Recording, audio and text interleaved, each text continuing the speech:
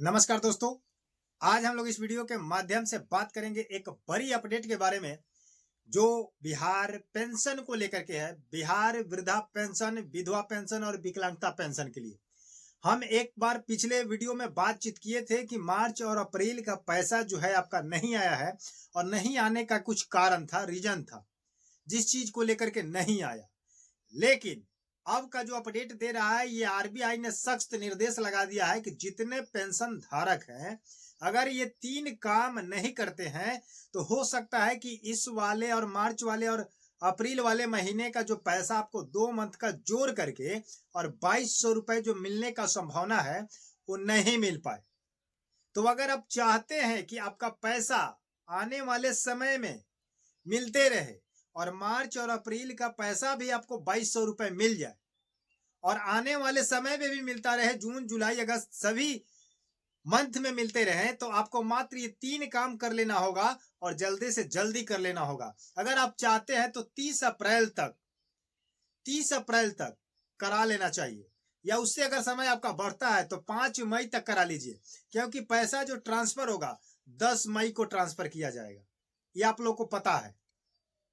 तो अगर आप पैसा नहीं खोना चाहते हैं तो पूरा इत्मीनान से इस वीडियो को देखिए और आप उस 3 वर्क को कर लीजिए जिस वर्क को लेकर के आपका पैसा अभी तक नहीं भी आया है और आने वाले समय में नहीं भी आएगा।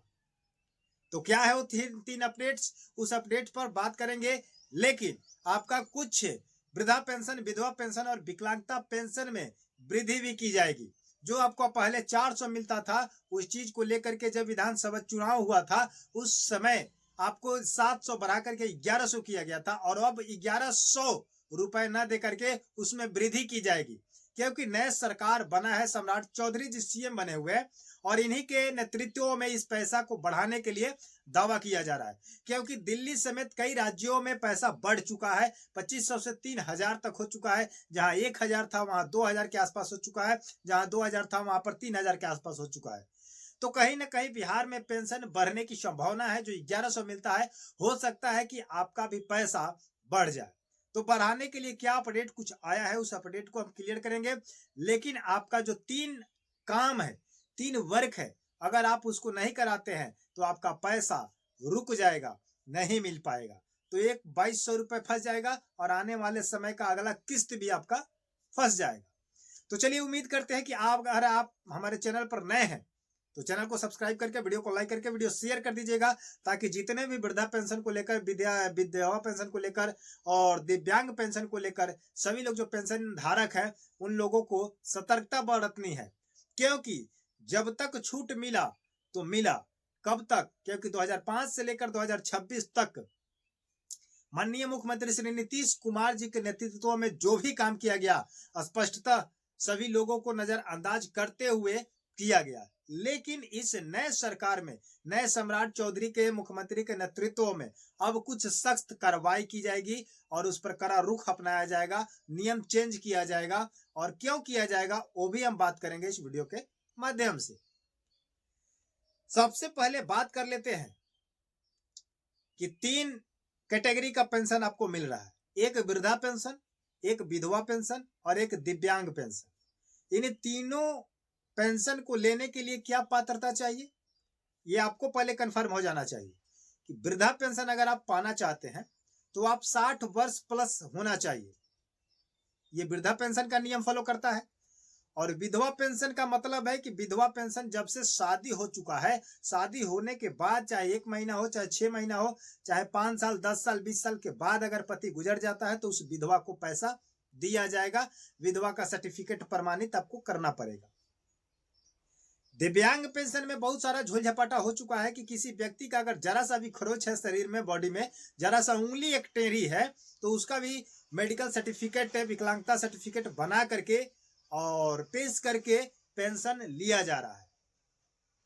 तो वैसी स्थिति में गवर्नमेंट का कहना है कि वृद्धा पेंशन, विधवा पेंशन और दिव्यांग पेंशन की जांच की जाए और जांच में पाए जाने वाले व्यक्ति अगर सक्षम है तो उसको उस विधि व्यवस्था से जोड़ करके रखे, और जो इस विधि व्यवस्था से असफल है, असमर्थ है, जो गलत तरीके से, फर्जी तरीके से इससे जुड़ चुका है, उस पर कार्रवाई किया जाएगा, उसको इससे बाहर किया जाएगा। आ रही है बात समझ में? अब हम आपको बात करते हैं कि 3 काम कौन से करने हैं। सबसे पहले अगर आप वृद्धा पेंशन लेना चाहते हैं या ले रहे हैं, तो सबसे पहले आप अपनी उम्र की जांच कर लें। आधार कार्ड की जांच कर लें और मैट्रिक की सर्टिफिकेट अगर आपके पास है तो जांच कर लें। अन्यथा आप बर्थ सर्टिफिकेट बनवा करके दोनों को एक मैच में कर लीजिए। अन्यथा अगर किसी में अगर आपका मिस प्रिंटिंग अगर निकला, तो आप जितना दिन से पेंशन उठाए होंगे उतना दिन से पेंशन जोड़ करके आपको भुगतान करना पड़ेगा और उसके साथ साथ सजा भी भुगतना पड़ेगा। तो क्या चाहते हैं कि 60 साल 70 साल के उम्र में जेल जाए? नहीं जाना चाहते हैं तो उसके लिए बर्थ सर्टिफिकेट आप रेडी करा ले, जल्दी करा ले। अब सेकंड में बात करते हैं कि वृद्धा पेंशन तो हो चुका, विधवा पेंशन। तो जितने विधवा महिला है, बहन बेटी है, उन लोगों से मैं एक ही रिक्वेस्ट करूंगा कि आप लोग विधवा की सर्टिफिकेट अगर हो जाए तो तैयार कर ले, अन्यथा उसकी साक्ष्य रेडी रखे। ठीक है। उसके बाद दिव्यांग जन जो गलत तरीके से फर्जी तरीके से बना करके कर रहे हैं, तो उनका जांच होगी, सत्यापन की जाएगी। अगर आप पकड़े गए और आपका बॉडी में कोई भी विकलांगता नहीं है, विकलांगता का उसमें परसेंटेज लगाया कि 40% से ज्यादा होना चाहिए। अगर 40% से कम है तो आप उस विकलांगता श्रेणी में नहीं आइएगा और आपको पैसा नहीं दिया जाएगा। इसका कंडीशन है कि 40% से ज्यादा होना चाहिए। आ रही है बात समझ में? अगला नियम ये आरबीआई ने लगाया है कि अभी तक बहुत लोगों ने करीब करीब 47 लाख व्यक्तियों ने अभी तक जीवन प्रमाणीकरण नहीं किया है। तो जा करके आप लोग डेबिट लिंक नहीं किया है, केवाईसी नहीं किया है, तो जा करके केवाईसी करा लीजिए। अन्यथा ये जो पेमेंट आपका मार्च और अप्रैल का रुका हुआ है, ये इसी कारण से रोक दिया गया है कि केवाईसी नहीं हो पाया था। तो पता नहीं चल रहा था कि कितने लोग मर चुके हैं और कितने लोग जीवित हैं। तो सबसे पहले जाकर के केवाईसी करा ले, अन्यथा अप्रैल और मार्च का पैसा और आने वाले समय का भी पैसा आपको नहीं मिल पाएगा। तो ये 3 काम जल्द से जल्द करा ले। अब बात करते हैं कि पेंशन की वृद्धि होगी या नहीं होगी। तो पेंशन की वृद्धि होगी। हमने पिछले वीडियो में बताया था कि ईपीएफओ के तहत पैसों में वृद्धि की जाएगी। जो आपका 1100 मंथली मिलता है, हो सकता है कि उसमें 1100 से लेकर के 1500 की वृद्धि की जाएगी। यानी कि अगर आपका पैसा अगर वृद्धि होकर के अगला किस्त अगर आता है तो आपका 2500 के आसपास पैसा आएगा। समझ रहे बात को? यानी कि 1100 अभी मिल रहा है और 12 से 1400 अगर आगे बढ़ा दिया जाए तो 2500 के आसपास हो जाएगा। तो अगर अगला किस्त अगर होता है तो 2500 के आसपास हो जाएगा और अभी आपको 2 मंथ को जोड़ करके 2200 रुपए ट्रांसफर किए जाएंगे। इसलिए आप लोग डीबीटी जाकर करा ले, केवाईसी करा ले और अपना जो जो डॉक्यूमेंट देना है वो करा ले। और नए तरीके से जो जुड़ना चाहते हैं वो बर्थ सर्टिफिकेट बनवा ले, क्योंकि दोनों का मैच होना चाहिए, आधार कार्ड और बर्थ सर्टिफिकेट।